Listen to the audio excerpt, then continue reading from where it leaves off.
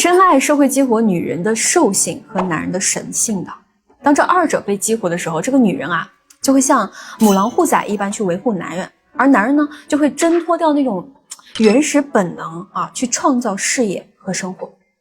如果你已经年过30，阅人无数，但是却没有体验过什么是真正的爱情，那问题就只有一个，你从未激活过他人的兽性，也从未与人建立深度连接啊，这个才是女人拒绝你、离开你，以及你对感情悲观空虚的根源。所以接下来的内容呢，你瞪大一下眼睛看看啊，这个呢是通往深度亲密关系的唯一门票啊。第一个点呢，其实就是激活兽性。人其实都是两面性的，一个是表面的人性，一个是深层的兽性。表面是什么？就是你平时吃饭啊、工作、与人社交的这种循规蹈矩啊，还有就是你体面克制。而深层的一面呢，就只会对亲密的人展现，比如说拉上窗帘后的这个疯狂啊，就是动物一般的嗅觉，还有就是极强的领地占有意识。只要你身上出现了其他的香水味，那么哪怕一丝一毫，它都能够敏锐的捕捉到。他会变得极其的护短，外人说你一句不是，他心里面瞬间就能够升起一把火来啊！或许表面上他还能够笑一笑，对不对？但是内心呢，他已经给了对方100拳了，因为你是他的男人，他可以说你，但是别人一个字儿都不行。那么问题来了啊，如何激活兽性呢？有兄弟可能从网上听过什么冒犯啊、进攻啊，其实冒犯进攻不就是打破对方的规则还有预期吗？对吧？就像你读书的时候，一个乖乖女她会爱上一个带她逃课的黄毛，因为这个男人打破了规则。所以说你想要去激活女人的这个兽性呢，你也要敢于去打破规则，打破预期啊。就比如说你跟她吃饭的时候，正常人呢都是面对面的坐，对不对啊？你呢一屁股坐在她的旁边，直接打破正常的一个社交距离，那么她瞬间可能就会很紧张，她会想这个男人在搞什么鬼啊？他怎么离我这么近啊？那这个时候啊，你就要加一句什么？坐这儿呢，方便待会儿一起点菜呀，啊，给个理由，给个台阶，他顺着不就下了吗？但不管最后他是不是要求你要去坐回去，你的这一手呢，都已经突破了他的预期了，他无法再把你当成一个正常的社交朋友，因为你已经触动了他深层的那一面了。那再比如女生给你倒苦水，抱怨什么工作累啊、同事烦啊这些，那你不要去化身导师去开导他，你就听一半，然后直接打断他。不是粗鲁的让他闭嘴啊，而是用一种不容置疑的那种语气去告诉他停，你现在眉头都紧皱了啊，我不喜欢看到你这个样子，你想吃什么我给你安排上啊。你打断了他的诉苦，同时也打破了他的负面情绪，你就像那个随时能够带他出逃的探险家，他会心甘情愿的跟着你一起冒险的啊，甚至是跟你一起去对抗世界。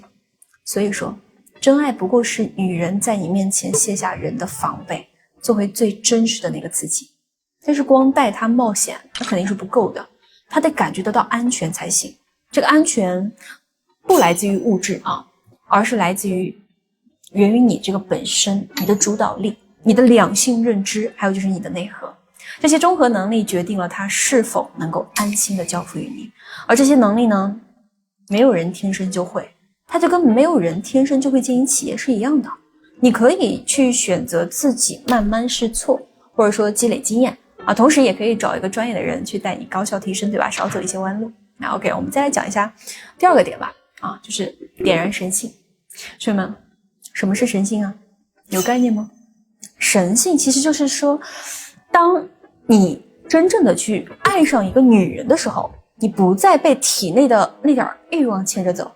你甚至会像个圣人一般，你会扯掉自己的动物性啊！懒散的人也同样会变得勤快，贪玩的人呢也会开始去谋划未来啊！自私的人呢就会开始学着分享，甚至是牺牲。这几乎是一种接近造物主的心态。你想为这个女人创造一个更好的世界，小到去修家里坏掉那些小什么电器啊，大到在事业上去搏杀一片江山给她安稳。可能你觉得这些还蛮扯的，当然交给以我这么多年的这个行业经验告诉你，事实就是如此。不然你想想，那些爱上夜场女生就是想带她上岸的那些兄弟，对不对？就看这条视频里应该不少有兄弟这样想过吧？你们是没有更好的选择吗？一定是有的。你们是不知道这中间是有问题的吗？你们比谁都懂。当然你们就会像一个救苦救难的菩萨呀，你就想带你的心爱之人逃离阴沟，走向正途，对不对？那这种成就他人一起奔赴未来的爽感，其实比单纯的得到爽100倍。比如说啊，你们可以再想一想，就是那些从摆摊起步的，或者是送外卖起步的爱卡箱的小姐和超市先生，总超市那些先生，对不对？也许在世俗的眼里，他们的现实生活还处在生活的中下层，也就是说会为了几块钱的配送费跟系统去较劲。但是在真爱点燃神性的那一刻，他们的精神世界就已经站在了社会的顶端了。焦哥一直都认为，幸福真不是说你拥有了多少资源，今天有多少女人，而是你愿意为爱的人把有限的资源燃烧成无限的能量。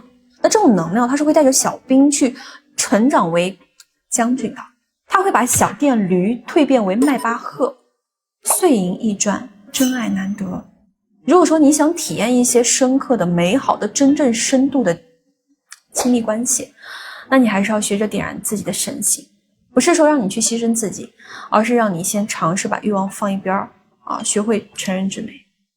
就像之前呢，我有个兄弟，他带着女生跟朋友吃饭，然后几个大老爷们就起哄嘛，对吧？就喊他嫂子就过来敬酒当时呢，兄弟就只说了一句话就让这个女生后来看他的那个眼神都变得更加的柔软了。他当时怎么说？他说他不叫嫂子，他叫某某某。那他呢，就是我之前给你们提过很多次，在广告设计板块是非常厉害的，哥几个以后有业务随时吱声就在这件事以后呢，这个女生真的是铁了心就要追随这个兄弟。因为当所有的人都把这个女生当作是兄弟的附属品的时候，兄弟是第一个站出来为她说话，去认可她认可的可不仅是她的能力更重要的是她作为一个单独个体的价值，这个才是人性里面最深的需求，不是那点资源，而是被看见、被接纳、被认可。所以说到底，神性兽性只不过是两个孤独的灵魂在这个星球上找到了彼此，并且相互的去搀扶，相互的给予能量，然后去对抗漫长的人生他因你而野，你呢因他而生，仅此而已。也许你目前呢还处在玩家阶段就像蜻蜓点水一样，对吧？游戏人间。那焦哥呢也希望你能够玩得开心，但如果你看到这里，你感到了强烈的共鸣，并且你又一直都是深陷困境，那好，我知道你肯定是驾驭不好的你可能会经常搞砸的，那没有关系。你如果触碰到了真爱呢，你也缺乏这方面的能力，多看看焦哥，好吧？多学习就能多解决，实在解决不了多问最后呢，焦哥还是那句话，多学习人性，多用人性。下课。